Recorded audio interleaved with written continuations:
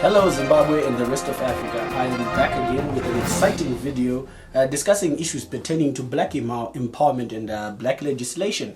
This week we're going to be talking about Zimbabwe and its fiscal policies towards the general public.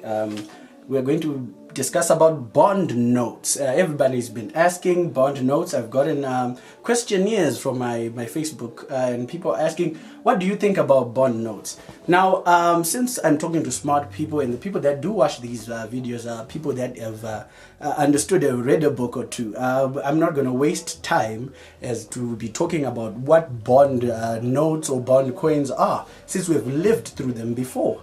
Now, the definition of a bond note or a bond is evidence that the government owes you money and shall be paid upon a certain date. Now, if a bond note does not contain these two qualities, that is a timeline and serving as evidence that the government owes you money. Never at one point should a bond note act as currency.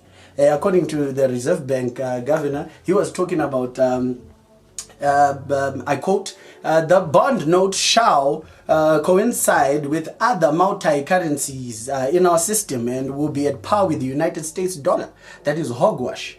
A non-currency can never be treated as a currency. Now, according to Section 2 of the Public Management Finance Act, it describes that a bond note should have a timeline and is evidence and cannot be forced upon a service provider or a supermarket. Now, whatever the Reserve Bank governor is introducing are definitely not bond notes. If he is introducing him under the facade of bond notes, according to Section 68 of the Constitution, he is doing an unlawful act and there is no basis for it. At most, it is a desperate attempt to sort out the cash shortages that have plagued the country.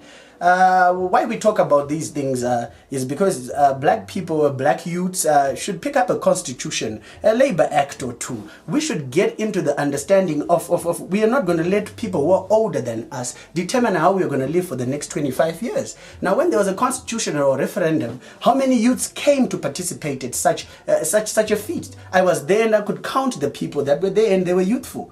It was a facade, and we had old people deciding the fate of a country for the next 25 years. We should be active in politics. Thank you.